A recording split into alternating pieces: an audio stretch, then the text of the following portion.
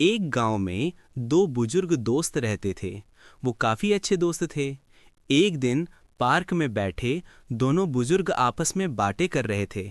पहला बुजुर्ग बोला, मेरी एक पोती है और वो शादी के लायक हो गई हैं। बीए किया है, कद काठ काफी अच्छा है, नौकरी भी अच्छी करती हैं, खूब पैसा कमाती हैं, देखने में सुंदर भी हैं।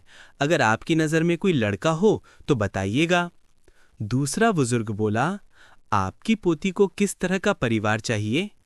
पहला बुजुर्ग बोला, कुछ खास नहीं, बस लड़के ने एमई एमटेक किया हो, अपना घर हो, कार हो, घर में एसी हो, अपने बाग बगीचे हों, अच्छी जॉब हो, अच्छी सैलरी हो, जो मेरी पोती की अच्छी तरह से देखरेख कर सके। दूसरा बुजुर्ग बोला, और कुछ डिमांड हो तो बताएं। पहला बुजुर्ग बोला, हाँ, सबसे ज़रूरी बात यह है कि लड़का अकेला अकेला होना चाहिए। माँ बाप भाई बहन नहीं होने चाहिए, क्योंकि वो उस घर में क्या है कि लड़ाई झगड़े ही होते रहते हैं।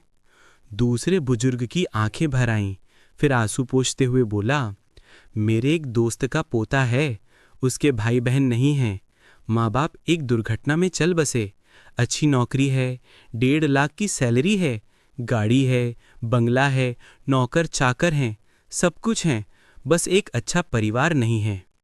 पहला बुजुर्ग बोला, तो ये तो बहुत अच्छी बात है, लड़का अकेला ही है, तो करवाओ ना रिश्ता पक्का।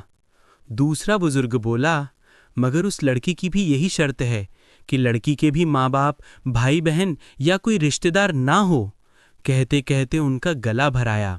फिर बोले, अगर आपका परिवार आत्महत्या कर ले तो बात बन सकती है, आपकी पोती की शादी उससे हो जाएगी और वो बहुत सुखी रहेगी। पहला बुजुर्ग बोला, ये क्या बकवास है, हमारा परिवार क्यों करे आत्महत्या? कल को उसकी खुशियों में दुख में कौन उसके साथ, वो उसके पास होगा, अर्थात परिवार तो होना जरूरी है। दूसरा बुजुर्ग बोला, वाह मेरे दोस्त, खुद का परिवार परिवार है और दूसरे का कुछ नहीं। मेरे दोस्त, अपने बच्चों को परिवार का महत्व समझाओ। घर के बड़े, घर के छोटे, सभी अपनों के लिए ज़रूरी होते हैं, वरना इंसान खुशियों का और गम का महत्व ही भूल जाएगा, जिंदगी नीरस बन जाएगी। पहले वाले बुजुर्ग बेहद शर्मिंदगी के कारण कुछ नहीं बोल पाए। दोस्तों, परिवार है तो जीवन में हर खुशी खुशी लगती है। अगर परिवार नहीं तो किससे अपनी खुशियां और गम बांटोगे? कहने का तात्पर्य यह है कि हमारा परिवार ही हमारा संसार है, हमारे सुख दुख में हमेशा हमारे साथ खड़ा रहता है। इसलिए परिवार को कभी भी नहीं छोड़ना चाहिए। अपने परिवार के साथ बैठें, उनको टाइम दें, उनकी भावनाओं को समझें। अपने बच्चों को फ़ोन से दूर रखकर अपने परिवार के साथ जोड़ें, उन्हें परिवार का असली महत्व समझाएं।